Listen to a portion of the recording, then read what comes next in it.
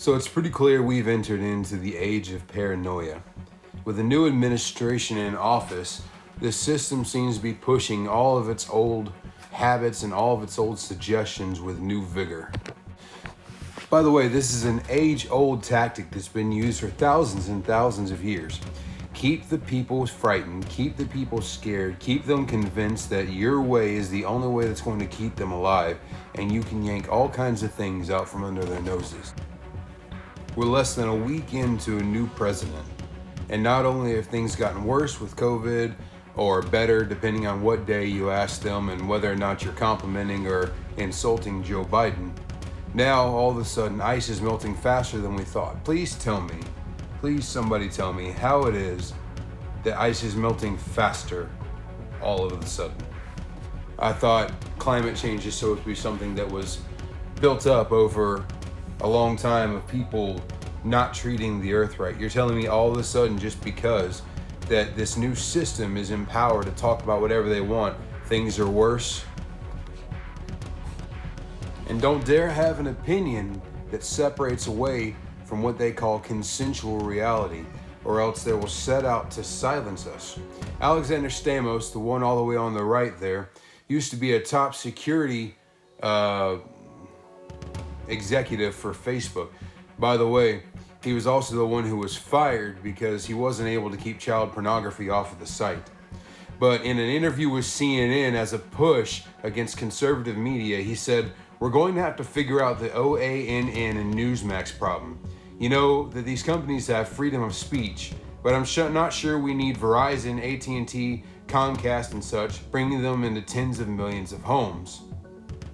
This is allowing people to seek out information if they really want to, but not pushing in their faces. I think this is where we're going to have to go here." Saying that obviously he's not allowed yet, because the administration is new, to speak out against stealing someone's free speech, but they should not be given a platform to be able to reach a whole bunch of people. He even went further later to say that it was a bad thing that some of these conservatives on YouTube and places like that had a bigger daytime audience than CNN, and that was just unreasonable, because these right-wing conservative extremists shouldn't be able to reach more people than their intellectual liberal speakers. Benny Johnson on CNN this morning said, "We have to turn down the capability of these conservative influencers to reach these huge audiences. There are people on YouTube, for example, that have a larger audience than daytime CNN." See, you gotta understand, they are trying to push away anybody that challenges the norm that they are trying to push, because if they can keep everyone separate to where they are the ministry of information and that what they say is the only truth you get, then sure, you might be able to get onto the news and you might be able to look up other things, but the truth that's going to be pushed into your face is the one that they decide. Stamos says that becomes a huge challenge of figuring out how do you bring those people back into the mainstream of fact-based reporting and try to get us all back into the same consensual reality. Hi guys, and welcome back to Reality Unplugged. I had to take a little time off, but I want to go through a lot really fast, so we're not gonna dive into that too much. I want to talk about that phrase there that was used by Alex Stamos, consensual reality. Now, Wikipedia says consensus reality or consensual reality is that which is generally agreed to be reality based on a consensus view. Basically, whatever everybody decides is right is reality, whether or not you agree with it or not. And what Stamos was talking about was the fact that if there are any outliers that do not agree with the mainstream agreed upon reality, then they need to be silenced or at least quieted down to where they did not have the same capability to reach as many people as those that have the power of the consensual reality. Here's the problem with consensual reality. If you are drugged into it against your will, it is not consensual reality. It is inconsensual or non-consensual reality, and that is assault of opinion. We are going to be dragged into liberal and leftist agenda if we continue to let ourselves be silenced. I know a lot of my friends, and myself included, we don't own a television. I know we all got these little screens that we carry around with us instead. But if you don't subscribe to Newsmax or you don't have it on your phone or OAN or something like that, I get not following the media, I get not following news and being depressed, but it wouldn't be a bad idea to go ahead and get it while you still can, because they're reaching out to silence as many conservative voices as possible. Right now, I'm in a little sweet spot here where I don't have a whole lot of an audience, so I can still get on here and put stuff out. And I know that I've tried to say this before, but some of you understand, I'm not really trying to get a big audience. I'm hoping that other people will start channels just like this so we can kind of dilute YouTube and make it impossible to ignore. But this consensual reality concept is a very dangerous one, because once you have one stream of media controlling all of the information, you will not know what the truth is anymore. They will control what you know and what you see, and they will control what you're being told. And the entire time they're doing that, behind their back, they can be doing whatever they want to. And they say all this in the name of security, in the name of feeling safer. I want to share something else with you. This is one of the concepts being thrown around right now. Right now in Paris and Europe and some of those places, they're working on this. And they want to bring it into America because they feel like it is the next logical and safe step. And it's called a vaccine passport. And what that means is if you have had a vaccine and been declared immune, which by the way, all of a sudden, you're able to be declared immune now that we have a new administration. When Donald Trump went in and he received his vaccine and his treatment, they told him it would only be for about 6 months. But now that we have a new administration, we have the capability of making people immune once they've been vaccinated. And the idea of this is at first that you will only be able to travel with one of these passports if you have had a vaccine.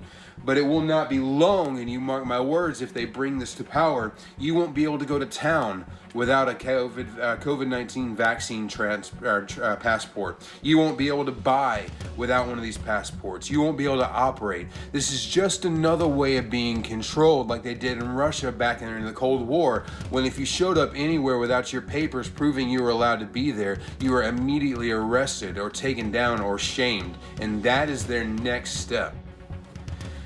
Benjamin Franklin said, "Those who would give up essential liberty to purchase a temporary safety deserve neither liberty nor safety." I understand that the virus is scary. I understand that the time we're living in is scary. I just recently, yesterday, found out that I have another friend that has passed away because of complications due to COVID-19. I'm not heartless. I'm also not some backwoods, backwater idiot that thinks that you can't get sick and you can't die. But please, everyone understand, you can get sick and die. You could have gotten sick and died before COVID-19 came around. And this is not the first virus or plague to sweep through the nation or the country.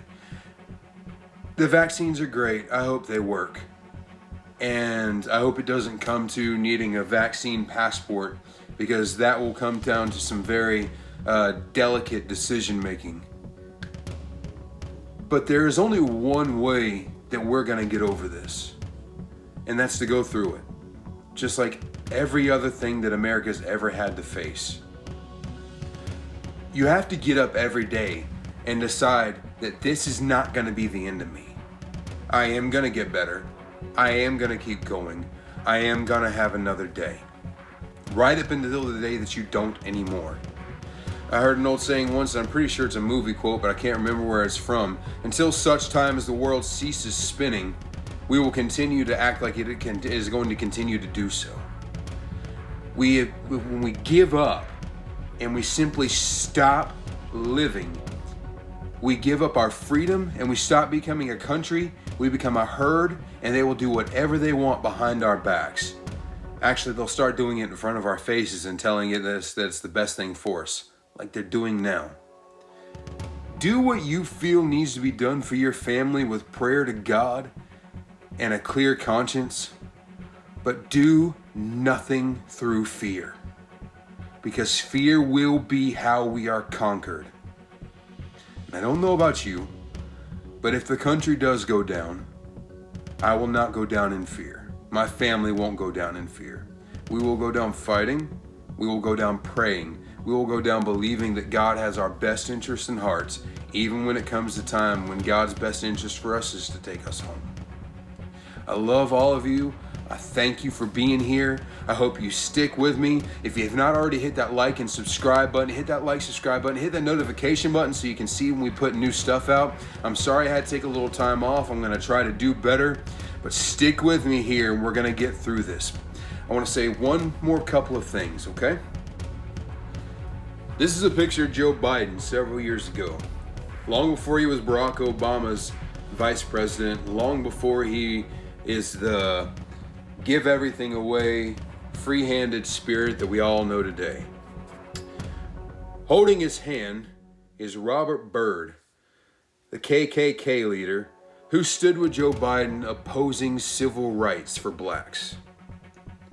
The Democratic Party is not what you have been led to believe these days. When it came time to vote for black people to vote, Republicans put it on the table, Democrats tried to shoot it down. When it came time for women to be given the right to vote, Republicans put it on the table, Democrats tried to shoot it down. They have taken a popular stance. Joe Biden has taken a popular stance, but understand that what he's doing is not his original belief system. It is what he feels will get him further. Don't let them lie. This will probably be erased. This will probably be taken down from the internet. This will probably be made very hard to find. But don't forget that these are the people. So no matter what happened for the next 4 or 8 years, if everything he does, if everything they do seems beneficial, you need to remember that it is all a front. And when there's a front, there's something going on behind the scenes. Stay safe, stay with me, hit me in the comments, let's start a discussion. Be back with you next time. This is the way.